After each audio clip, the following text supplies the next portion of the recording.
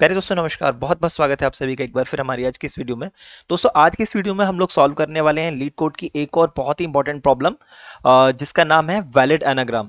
यहाँ पे हमें दो स्ट्रिंग्स दिए गए होंगे जिनको हमें चेक करना है कि वो एनाग्राम है कि नहीं है।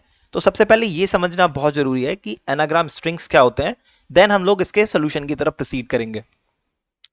तो एनाग्राम स्ट्रिंग्स वो स्ट्रिंग्स होते हैं जिनके अंदर कैरेक्टर्स की फ्रीक्वेंसी सेम होती है और कैरेक्टर्स भी सेम होने चाहिए। लेट्स से अगर मेरे पास एक स्ट्रिंग है हेलो जिसके अंदर एल कैरेक्टर 2 बार है, तो मेरे पास दूसरी स्ट्रिंग जो दी गई होगी उसके अंदर भी एल 2 बार ही होना चाहिए। और ऐसा मुझे सारे के सारे कैरेक्टर्स के लिए चेक करना है।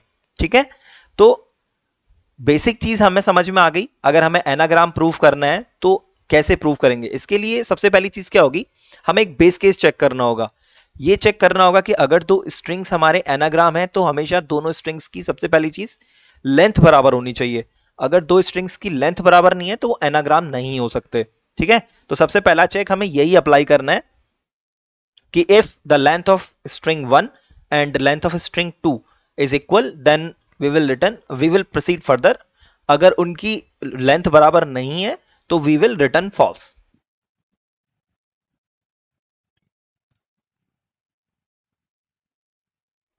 तो पहली चीज हमने क्या की, दोनों की लेंथ हमने चेक कर ली। अगर लेंथ हमारी बराबर नहीं है तो हम क्या करेंगे, फॉल्स रिटर्न कर देंगे। इसके बाद हमारी क्या करना है, हमें हमें एक मैप बनाना है।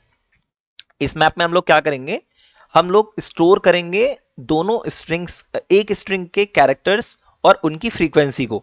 ठीक है, तो एक मैप बनाना है, map of character and integer. तो एक मैप बना लेते हैं जल्दी से, map of character and integer to new hash map. Okay, अब इसके बाद अपने को क्या करना है, सबसे पहले एक चलानी है फॉर लूप।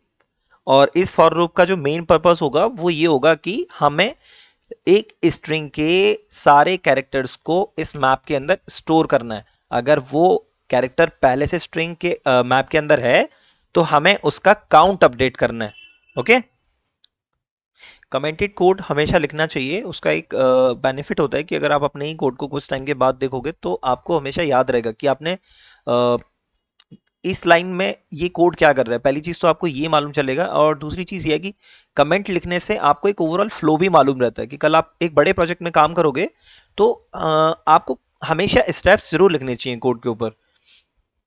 तो मेरी खास आदत है कि मैं हमेशा कोड में कमेंट जरूर लिखता हूँ। ओके, एक फॉर ईच लूप ज़्यादा बेस्ट ऑप्शन है। हम लोग फॉर लूप से भी ये चीज़ कर सकते हैं, ऐसा नहीं है कि फॉर लूप से नहीं कर सकते हैं। गेट और डिफॉल्ट, मैप डॉट गेट और डिफॉल्ट क्या करता है कि अगर आपके पास वो की पहले से प्रेजेंट है तो वो उसकी हमें वैल्यू दे देगा। अदरवाइज हम क्या करेंगे कि अगर वो नहीं है तो उसको ऐड कर देंगे। ठीक है, so it's one of very important method from the map. और इस टाइप के सवाल को सॉल्व करने के लिए हमेशा यूज करते हैं हम इसे। नाउ एक और लूप चलाएंगे और इस लूप में हम लोग चेक करेंगे कि अगर जो कैरेक्टर आएगा वो कैरेक्टर हमारे मैप में पहले से प्रेजेंट है कि नहीं है। अगर है तो उसकी फ्रीक्वेंसी मैच करेंगे। अगर फ्रीक्वेंसी बराबर है तो फिर आइट्रेट करेंगे दूसरे कैरेक्टर पे। अगर वो फ्रीक्वेंसी बराबर नहीं है तो हम लोग रिटर्न फॉल्स कर देंगे। ठीक है,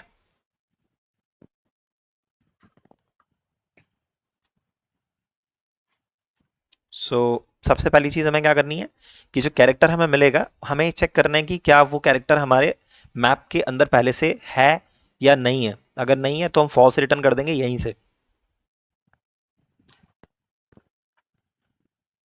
अगर प्रेजेंट है तो हमें क्या करना है, सेकंड केस मैंने आपको बताया कि हमें या फिर एक तरीका और भी है मेरे दिमाग में, क्या कर सकते हैं हम इसकी वैल्यू निकाल के ना माइनस करते जाएंगे। इसकी वैल्यू जो वैल्यू होगी उसको सब्ट्रैक्ट कर देंगे। लेट्स से मेरे पास एक एग्जांपल है हेलो। अगर मैं क्या करता हूं कि एल की वैल्यू 2 बार है और एक और दूसरी स्ट्रिंग है जिससे मुझे प्रूफ करना है कि वो एनाग्राम है कि नहीं, तो मैं क्या करूंगा कि जब दूसरी स्ट्रिंग को आइट्रेट करूंगा तो एल की फ्रीक्वेंसी माइनस करता चला जाऊंगा।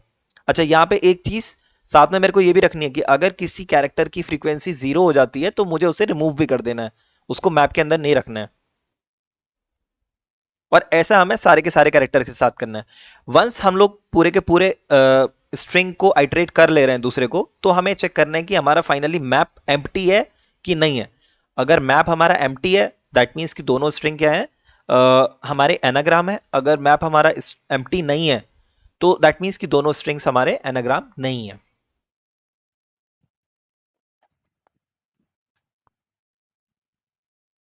ओके फाइन, सबमिट करके देखते हैं।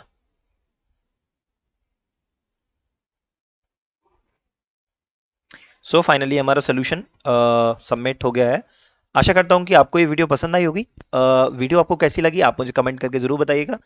बाकी मैं साथ ही इस सीरीज़ के और भी क्वेश्चंस सॉल्व करके डेली अपलोड करता हूँ। तो अगर आप इस चैनल पे नए हो और डीए से प्रिपेयर कर रहे हो, तो आपसे रिक्वेस्ट करूँगा कि आप इस चैनल को ज़रूर सब्सक्राइब करें। वीडियो आपको कैसी लगी ये कमेंट करके मुझे ज़रूर बताएं। वीडियो अगर आपको हेल्पफुल लगा तो आप इस वीडियो को लाइक ज़रूर कीजिएगा, इससे मेरा मोटिवेशन भी बढ़ता है दोस्तों।